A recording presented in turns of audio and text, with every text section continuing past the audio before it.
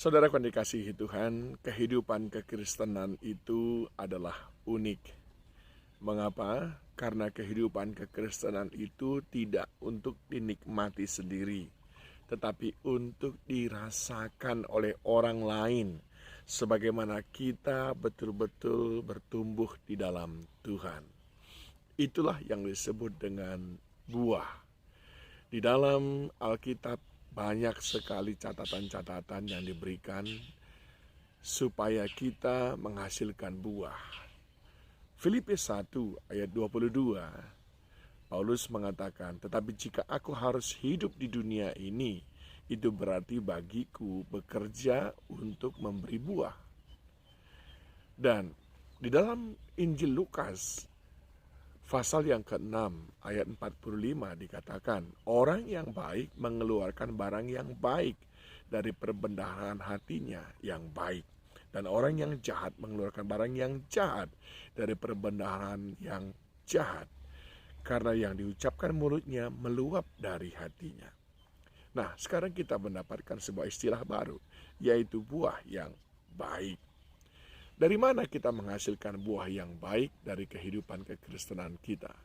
Ini menjadi poin yang sangat penting untuk kita fahami bersama-sama. Nah, di dalam Mazmur pasal yang pertama, ayat yang ketiga dikatakan, ia seperti pohon yang ditanam di tepi aliran air yang menghasilkan buahnya pada musimnya. Siapa itu? Dikatakan di dalam ayat yang pertama adalah orang-orang yang merenungkan firman Tuhan siang dan malam dan tidak mengikuti jalan-jalan orang fasik. Dan dengan demikian kita mengerti, saudaraku, bahwa buah yang baik itu dihasilkan oleh orang-orang yang hidup di dalam firman Tuhan, yang menghidupi firman Tuhan. Dia menjadikan firman Tuhan itu sebagai sumber makanan sehari-hari, dan lewat itu dia semakin hari semakin bertumbuh.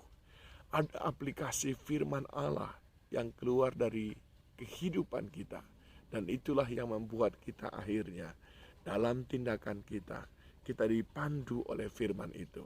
Seperti Alkitab mengatakan, firman-Mu pelita bagi kakiku dan terang bagi jalanku. Saat firman itu kita izinkan mengendalikan hidup kita, menjadi standar-standar dalam hidup kita, dalam bertindak, dalam meresponi perlakuan orang lain, maka pastilah di sana akan keluar buah-buah yang baik, buah-buah yang manis. Sebab bayangkan, karena firman berkata, jangan membalas kejahatan dengan kejahatan, tetapi kalahkan kejahatan dengan kebaikan. Sebagaimana ditulis dalam Roma 12 ayat 21, maka saudara menghidupinya.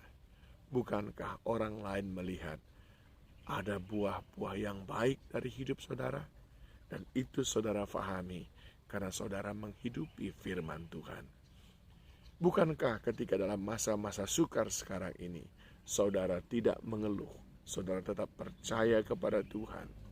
Bukankah itu menunjukkan kepada orang lain, saudara memberikan hal-hal yang positif kepada lingkungan saudara, dan sebaliknya tidak memberikan hal-hal yang negatif yang melemahkan orang lain? Dan itu akhirnya dipandang orang sebagai buah yang baik dalam kehidupan saudara. Demikian firman itu mengubah cara hidup kita, dan cara hidup yang sudah diubahkan itu adalah buah yang baik. Jadi, buah yang baik dihasilkan yang pertama sekali dari aplikasi firman Allah yang nyata dalam kehidupan sehari-hari. Yang kedua, Paulus juga menceritakan di dalam Galatia pasal yang ke-5, mulai dari ayat yang ke-22 dan 23. Dia di sana menyampaikan buah roh.